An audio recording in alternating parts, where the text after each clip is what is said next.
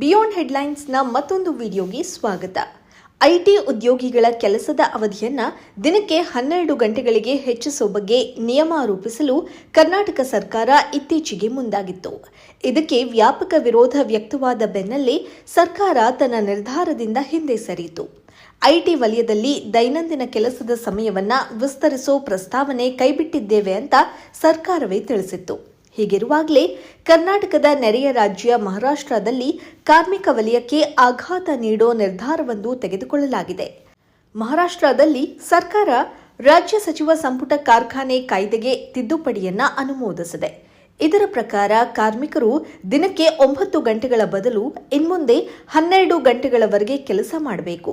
ಈ ಬಗ್ಗೆ ಮಾತಾಡಿರೋ ರಾಜ್ಯ ಕಾರ್ಮಿಕ ಸಚಿವ ಆಕಾಶ್ ಫಂಡ್ಕರ್, ಕಾರ್ಮಿಕರು ಹೆಚ್ಚುವರಿ ಸಮಯ ಕೆಲಸ ಮಾಡಬೇಕು, ಅದರಿಂದ ಅವರಿಗೆ ಹೆಚ್ಚಿನ ಆರ್ಥಿಕ ಪ್ರಯೋಜನ ದೊರೆಯುತ್ತೆ ಅಂತ ಹೇಳಿದ್ದಾರೆ.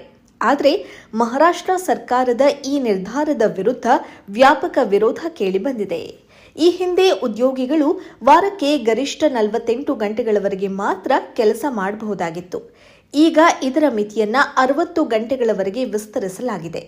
ಅಷ್ಟೇ ಅಲ್ಲ, ಓವರ್ ಟೈಮ್ ಗರಿಷ್ಠ ಮಿತಿಯನ್ನ 115 ಗಂಟೆಯಿಂದ 144 ಗಂಟೆಗಳವರೆಗೆ ಹೆಚ್ಚಿಸಲಾಗಿದೆ. ಈಗ ಮಹಾರಾಷ್ಟ್ರ ಸರ್ಕಾರದ ಈ ನಿರ್ಧಾರದಿಂದಾಗಿ ಕಾರ್ಮಿಕರು ದಿನನಿತ್ಯ 12 ಗಂಟೆಗಳವರೆಗೆ ಕೆಲಸ ಮಾಡಲೇಬೇಕಿದೆ. ಕೆಲಸದ ಅವಧಿಯಲ್ಲಿ ಕಾರ್ಮಿಕರಿಗೆ 5 ಗಂಟೆಗಳ ನಂತರ 30 ನಿಮಿಷ ಬ್ರೇಕ್ ಮತ್ತು 6 ಗಂಟೆಗಳ ನಂತರ ಮತ್ತೊಂದು 30 ನಿಮಿಷ ಬ್ರೇಕ್ ನೀಡಲಾಗುತ್ತೆ ಎನ್ನಲಾಗಿದೆ. ಕೇವಲ ಐಟಿ ಸೆಕ್ಟರ್ ಮಾತ್ರವಲ್ಲ, ಅಂಗಡಿಗಳು, ಮಾಲ್ಗಳು ಹಾಗೂ ಇತರೆ ಸಂಸ್ಥೆಗಳಲ್ಲೂ ಕೆಲಸದ ಟೈಮಿಂಗ್ ಅನ್ನ ರಿವೈಸ್ ಮಾಡಲಾಗಿದೆ. ಕೆಲವು ಕಡೆ ಕೆಲಸದ ಅವಧಿಯನ್ನ 9 ಗಂಟೆಯಿಂದ 10 ಗಂಟೆಗಳವರೆಗೆ ವಿಸ್ತರಿಸಲಾಗಿದೆ. ಈ ತಿದ್ದುಪಡಿ 20 ಅಥವಾ ಅದಕ್ಕಿಂತ ಹೆಚ್ಚು ಕಾರ್ಮಿಕರನ್ನ ಹೊಂದಿರುವ ಸಂಸ್ಥೆಗಳಿಗೆ ಮಾತ್ರ ಅನ್ವಯಿಸುತ್ತೆ ಅಂತ ತಿಳಿದು ಬಂದಿದೆ. ಒಂದೆಡೆ ಮಹಾರಾಷ್ಟ್ರ ಸರ್ಕಾರ ಕೈಗೊಂಡಿರೋ ಈ ತಿದ್ದುಪಡಿ ರಾಜ್ಯದ ಕೈಗಾರಿಕೆಗಳ ಉತ್ಪಾದನಾ ಸಾಮರ್ಥ್ಯವನ್ನ ಹೆಚ್ಚಿಸಲಿದೆ ಅನ್ನೋ ಮಾತುಗಳು ಕೇಳಿಬಂದಿವೆ. ಇನ್ನೊಂದೆಡೆ ಈ ಪ್ರಕ್ರಿಯೆಯಲ್ಲಿ ಕಾರ್ಮಿಕರ ಹಕ್ಕುಗಳ ರಕ್ಷಣೆಯನ್ನ ಸರ್ಕಾರ ಹೇಗೆ ಮಾಡುತ್ತೆ ಅನ್ನೋ ಪ್ರಶ್ನೆಗಳನ್ನ ಕೇಳಲಾಗ್ತಿದೆ.